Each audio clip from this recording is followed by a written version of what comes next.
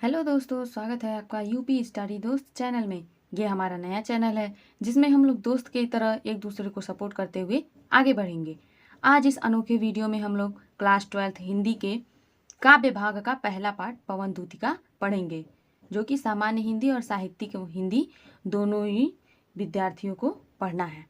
तो आज जो है हम लोग पवन दूतिका का 15वें चरण से पढ़ेंगे, क्योंकि इससे पहले के चरणों को हम लोग इससे पहले के वीडियो में पढ़ लिया है। ऊपर के चरणों को समझने के लिए आप लोग हमारे पिछले वीडियोस को ज़रूर देखें। उसके लिंक को हम लोग डिस्क्रिप्शन बॉक्स में ऐड कर देंगे, या फिर वो हमारे होम पेज पे भी आप देख सकते हैं। तो जैसा कि हम लोगों ने ऊपर के चरणों में कुछ ये पढ़ा था कि श्री राधा रानी जो है वो पवन को यानी हवा को जो है श्री कृष्ण के पास मैसेज भेजने के लिए, संदेश भेजने के लिए अपना दूत बनाती हैं, और उससे जो भी बातें कहती हैं वो कहती हैं जाके हमारे श्री प्यारे को, श्री कृष्ण को आप ये बता देना।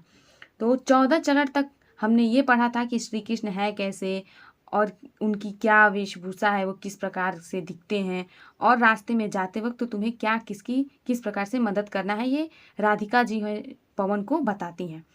तो 14वें चरण तक ये राधा जी जो है वो पवन को ये समझाती हैं। अब अगले यानी कि 15वें चरण से श्री राधिका जी पवन को ये बता रही हैं कि आप तो जैसे कि मनुष्य तो है नहीं कि आप जा करके डायरेक्ट श्री कृष्ण को बोल देंगे कि हाँ, राधिका जो है वो इतनी परेशान है, जो भी है आपसे ये बातें करना चाहती हैं जैसा भी।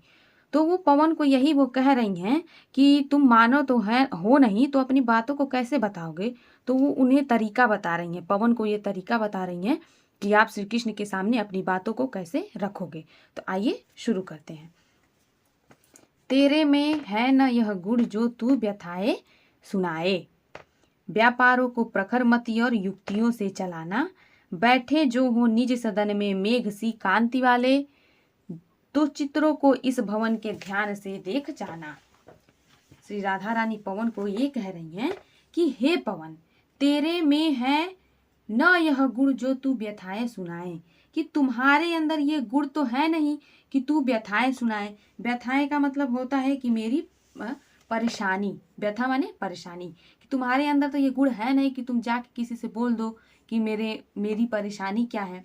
तो व्यापारों को प्रखर मति और युक्तियों से चलाना। तो श्री राधा रानी ये कह रही हैं कि व्यापारों को प्रखर मति, प्रखर का मतलब होता है तीव्र, तेज, मति मतलब होता है मन या बुद्धि, और युक्तियों से चलाना। और व्यापारों का मतलब यहाँ पर ये होगा कि जो हमने काम दिया है आपको, तो वो हवा से ये कह रही हैं कि तुम तीव्र बुद्धि से और युक्तियों के माध्यम से अपने व्यापारों को चलाना है, यानी हमने जो आपको काम दिया है वो कैसे आपको करना है। बैठे जो हो निज सदन में मेघ सी कांति वाले। तो राधा रानी ये कह रही हैं कि बैठे जो हो निज सदन में, निज मतलब होता है अपने, सदन का मतलब होता है घर या भवन। तो बैठे हो जो निज सदन में मेघ सी कांति वाले, अगर अपने घर में मेघ सी कांति वाले यानी कि श्री कृष्ण जो है अपने घर में बैठे हो, तो चित्रों को इस भवन के ध्यान से देख जाना। तो जिस भवन में श्री कृष्ण बैठे हैं उसके चित्रों को, उस भवन में जितने भी पिक्चर्स, चित्र लगे होंगे, उन्हें आपको ध्यान से देख लेना है। ठीक, उसके बाद उस चित्रों को देख के आपको क्या करना है, जो चित्रों में विरह विधुरा का मिले चित्र कोई। तो जो चित्रों में विरह विधुरा का मतलब विरहणी या फिर दुख से भरा हुआ अगर कोई आपको चित्र दिखे, तो आपको करना क्या है, तो जाके निकट उसको भाव से यूं हिलाना। तो आपको उस दुख से भरा हुआ, उस विरहणी से भरा हुआ उस चित्र के पास जाना है और उसको इस प्रकार से हिलाना है, प्यारे हो के चकित जिससे चित्र की को और देखें। तो आप इमेज के पास यानी चित्र के पास जाओगे और उसको इस प्रकार से हिलाओगे कि प्यारे यानी जो श्री कृष्ण है वो चकित यानी आश्चर्यचकित होकर के अचानक से चित्र को देखें। आशा है यो सूरत उनको हो सकेगी हमारी। तो आशा है यो सूरत का मतलब होता है याद, स्मरण, स्मृति। तो हम ये आशा करते हैं कि उनको हमारी याद आएगी। जैसे कि आप जो है किसी ऐसे चित्र के पास जाइएगा जो जिसमें कोई दुखी बैठा हो, नाराज हो, तो उसके पास आपको इस प्रकार से जाना है और उसको हिलाना है कि श्री कृष्ण उसको अचानक से देखें। और मैं आशा करती हूँ कि वो चित्र को देख करके उन्हें हमारी याद आएगी। आगे के चरण को देखते हैं हम लोग। जो कोई भी इस सदन में चित्र उद्यान का हो, हो प्राणी विपुल उसमें घूमते बावले से, तो जाके सन्निकट उसको हिला के उसे भी देवात्मा को सूरत ब्रज के व्याकुलों की कराना। बहुत ही सुंदर वर्णन है इसमें। देखते हैं हम लोग क्या है कि जो कोई भी इस सदन में चित्र उद्यान का हो। सदन का मतलब होता है घर या भवन, और उद्यान का मतलब होता है बाग बगीचे। तो अब राधा रानी ये कह रही हैं पवन से कि अगर उस घर में, उस भवन में जो है, अगर किसी बागीचे का चित्र हो तो हो प्राणी विपुल उसमें घूमते बावले से, और मतलब बागीचे का चित्र हो और उसमें प्राणी विपुल, विपुल का मतलब बहुत, उसमें घूमते बावले से, और उस चित्र में, उस बागीचे वाले चित्र में ढेर सारे, बहुत से जन जो है वो बावले होकर, व्याकुल होकर के घूम रहे हैं, तो जाके सन्निकट उसके हिला के उसे भी, तो जाके सन्निकट उस चित्र के समीप में जा करके उसके हिला के उसे भी, और उसे भी हिला करके देवात्मा को सूरत ब्रज के व्याकुलों की कराना। देवात्मा यानी श्री कृष्ण को सूरत मतलब याद दिलाना ब्रज के व्याकुलों का, यानी ब्रज में जो लोग उनके लिए व्याकुल हुए हैं, उनके लिए परेशान हैं, उनको जो है ये याद दिलाना, याद दिलाने की कोशिश करना। ठीक है दोस्तों, तो अब आगे का चरण देखते हैं कि आगे श्री राधा रानी पवन को क्या समझा रही हैं कि आपको जाकर वहां पे क्या करना है। कोई प्यारा कुसुम कुमहाल गे हमें जो पड़ा हो, तो प्यारे के चरण पर ला डाल देना उसी को। यो देना ए पवन बतला फूल सी एक बाला, मलाना हो कमल पग को चूमना चाहती है। तो दोस्तों पीछे हम लोगों ने 3 चरण पढ़ा। सारे चरणों को का हमने हिंदी व्याख्या लिख चुका है, जो अभी जब हम लोग वीडियो का एंडिंग करेंगे तो हम कॉपी से आप लोगों को हिंदी की व्याख्या दिखा देंगे, जिसे आप लोग अपने नोट्स में नोट डाउन जरूर कर लीजिएगा। नोट डाउन कर लेंगे तो जब भी आपको पढ़ना रहेगा अपना नोट्स ओपन करिएगा और पढ़ लीजिएगा। तो आइए देखते हैं, इसीलिए आप लोग इस वीडियो के अंत तक बने रहिए। कोई प्यारा कुसुम कुमहाल गे हमें जो पड़ा हो। कोई प्यारा कुसुम, कुसुम का मतलब होता है फूल, कुमला यानी मुरझाया हुआ, गे माने घर में जो पड़ा हो, यानी कि अगर कोई सुंदर प्यारा फूल जो है वो घर में मुरझा कर पड़ा हो तो प्यारे के चरण पर ला डाल देना उसी को। तो प्यारे, प्यारे यानी श्री कृष्ण के चरण पर ला करके उस फूल को डाल देना। यो देना ए पवन बतला फूल सी एक बाला।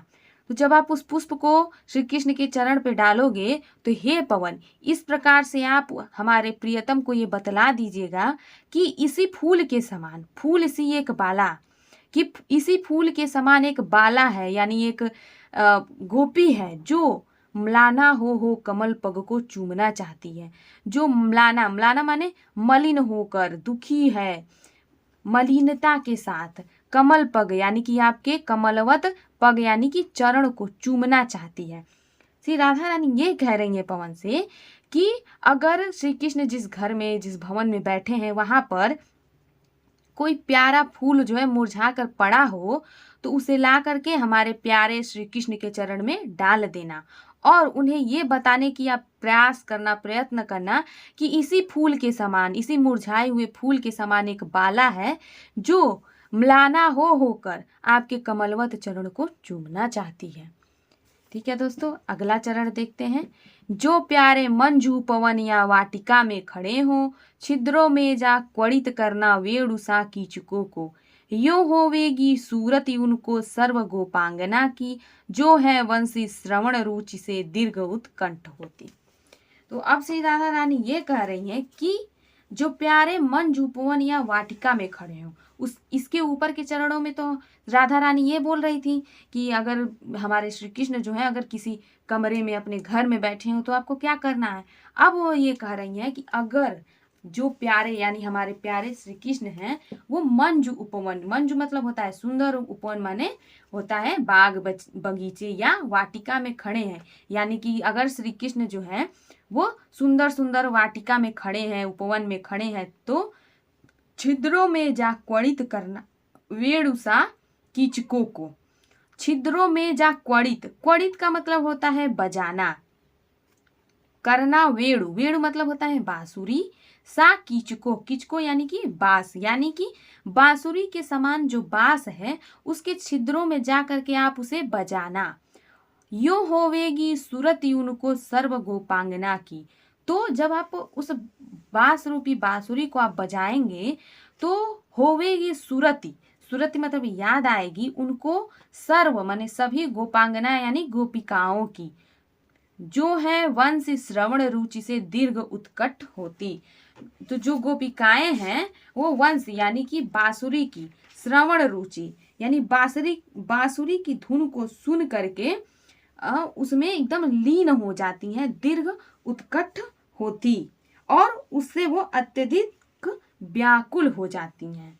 ठीक है, तो यही श्री कृष्ण के लिए कह रही हैं श्री राधा रानी कि जो प्यारे श्री कृष्ण सुंदर बगीचे या उपवन में खड़े हों तो बांसुरी के समान बांसों के छिद्रों में जा करके उसे आपको बजाना है, और इस प्रकार से समस्त गोपियों की उन्हें याद आएगी जो बांसुरी की सुनने मात्र से ही अत्यधिक व्याकुल होती हैं। ठीक है दोस्तों, इसके बाद देखते हैं क्या है। लाके फूले कमल दल को श्याम के सामने ही, थोड़ा थोड़ा विपुल जल में व्यग्र हो डुबाना। यो देना है भगिनी जतला एक अम्भोज नेत्रा, आंखों को हो विरह विधुरा वारी में बोलती है। तो अब श्री राधा रानी ये कह रही है कि लाके फूले कमल दल को श्याम के सामने ही, फूले कमल दल यानी कि संपूर्ण फूला हुआ, पूरी तरह से फूला हुआ कमल के दल को यानी पत्ते को श्याम के सामने लाना, थोड़ा थोड़ा विपुल जल में व्यग्र हो डुबाना, और उस पत्ते को, उस दल को थोड़ा थोड़ा, विपुल मतलब होता है विशाल, जल में व्यग्र यानी कि व्याकुल हो के डुबाना। यो देना ए भगनी जतला एक अम्भोज नेत्रा। तो अब राधा रानी जो है पवन को अपना बहन बताते हुए ये कह रही है, यो देना ए भगनी, भगनी मतलब होता है बहन, तो हे बहन आप इस प्रकार से उन्हें ये बता देना, जतला यानी कि बता देना कि एक अम्भोज नेत्रा, अम्भोज का मतलब ये होता है कमल, कमल के समान नेत्रों वाली एक, आंखों को हो विरह विधुरा वारी में बोरती है, कमल के समान नेत्रों वाली कोई विरह, विरह विधुरा यानी कि व्याकुल, यानी कोई विरह से व्याकुल एक वार यानी कि होता है विधुर वारी में बोरती है। वारी का मतलब होता है जल, यानी कि विरह से व्याकुल एक स्त्री है जिसके नेत्र जो है वो कमल दल के समान है, वो विरह में अपने नेत्रों को, आंखों को जो है वो जल में डुबो रही है। तो दोस्तों आज के लिए इतना ही, बाकी का हम लोग नेक्स्ट वीडियो में देखेंगे। एक ही दिन में ज़्यादा हो जाएगा तो अच्छे से समझ में नहीं आएगा। तो जैसा कि हमने बोला था कि जितने भी चरण अभी हम लोगों ने पढ़ा है 15 से लेकर के 20 तक के चरणों का, उसका हिंदी हम लोग व्याख्या इस प्रकार से लिखेंगे। अपने अपने कॉपियों को आप लोग नोट्स को ले लीजिए और उसमें इसे आप लोग नोट डाउन कर लीजिए। तो 15वें चरण का हम लोग इस प्रकार से हिंदी लिखेंगे व्याख्या।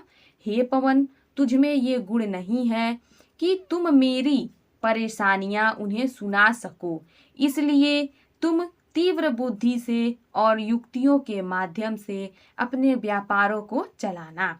मेघ सी कांति वाले अर्थात श्री कृष्ण अपने भवन में बैठे हो तो उस भवन के चित्रों को ध्यान से देख लेना। बहुत ही सरल भाषा में हम लोगों ने हिंदी की व्याख्या को समझा है और उसका हिंदी कॉपी में लिखा है, तो इसे आप लोग अपने नोट्स में जरूर नोट डाउन करें। इसके बाद 16वें चरण का हिंदी व्याख्या कुछ इस प्रकार से है। अगर उन चित्रों में किसी विरहणी का कोई चित्र मिले तो उसके निकट जाके उस चित्र इस भाव से हिलाना कि श्री कृष्ण चकित होकर उस चित्र की ओर देखें और हमें आशा है कि इस तरह उन्हें हमारी याद आए। ठीक है दोस्तों, तो अब अगला यानी कि 17वां चरण हम लोग देखते हैं कि उसका हिंदी व्याख्या हम लोग किस प्रकार से लिख सकते हैं। यदि उस भवन में किसी बाघ का चित्र हो और उसमें बहुत से प्राणी बावलों के समान घूम रहे हो तो उसके निकट जाके उसे हिलाना, जिससे श्री कृष्ण को व्रज के व्याकुलों की याद दिलाना। बहुत ही आसान शब्दों में हमने लिखा हुआ है ताकि बहुत ज़्यादा लोड न लेना पड़े आप लोगों को। तो जरूर से जरूर इन सारे व्याख्याओं को अपने आप लोग कॉपी में नोट डाउन करें और आशा करते हैं कि आप लोगों को ये सब समझ में आ रहा होगा। तो समझ में आ रहा हो, अच्छा लग रहा हो हमारा वीडियो तो लाइक करें, अपने दोस्तों के साथ शेयर करें और हमारे नए चैनल को यूपी स्टडी दोस्त को सब्सक्राइब करना ना भूलें। तो आइए अगला देखते हैं चरण। ये 18वां चरण है कि यदि कोई प्यारा फूल कुम्हार कर घर में गिरा हो तो मेरे श्री कृष्ण के चरण में लाकर उसे डाल देना। इस प्रकार से हे पवन तुम उन्हें बता देना कि फूल सी एक बाला मुरझा कर के तुम्हारे कमलवत चरणों को चूमना चाहती है। ये था 18वें चरण का हिंदी व्याख्या। अब 19वें चरण का हम लोग देखते हैं कि जो प्यारे, यहाँ प्यारे आप लोग एक ही बार लिखेंगे, बाय मिस्टेक 2 बार हमने लिख दिया है, कि जो प्यारे श्री कृष्ण सुंदर बगीचे या उपवन में खड़े हो तो बांसुरी के समान बांसों के छिद्रों में जा करके क्वड़ित करना यानी कि बजाना। इस प्रकार समस्त गोपियों की उन्हें याद आएगी जो वंश यानी बांसुरी के सुनने मात्र से ही अत्यधिक उत्कृष्ट यानी कि व्याकुल होती हैं। इसके बाद जो लास्ट वाला है यानी कि 20वां चरण, उसकी हिंदी व्याख्या कुछ इस प्रकार से है कि अगर कोई खिला हुआ कमल का पत्ता हो तो श्याम के सामने उसको थोड़ा थोड़ा विशाल जल में व्याकुल हो डुबाना। इस प्रकार हे बहन तू उन्हें बता देना कि एक कमल के समान नेत्रों वाली कोई विरह से व्याकुल स्त्री अपने आंखों को जल में डुबोती है। तो दोस्तों आज के लिए इतना ही। आगे के चरणों को अब कुछ 4-5 चरण और बचे हुए हैं, 6 चरण हैं जो हम लोग अपने नेक्स्ट वीडियो में देखेंगे। तो इसके लिए आप लोगों को हमारे चैनल को सब्सक्राइब करना पड़ेगा ना, ताकि हम लोग आगे इसी प्रकार से अच्छे से समझते हुए हिंदी व्याख्या लिखते हुए आपस में बने रहें। तो चलते हैं, मिलते हैं नेक्स्ट वीडियो में। Bye bye.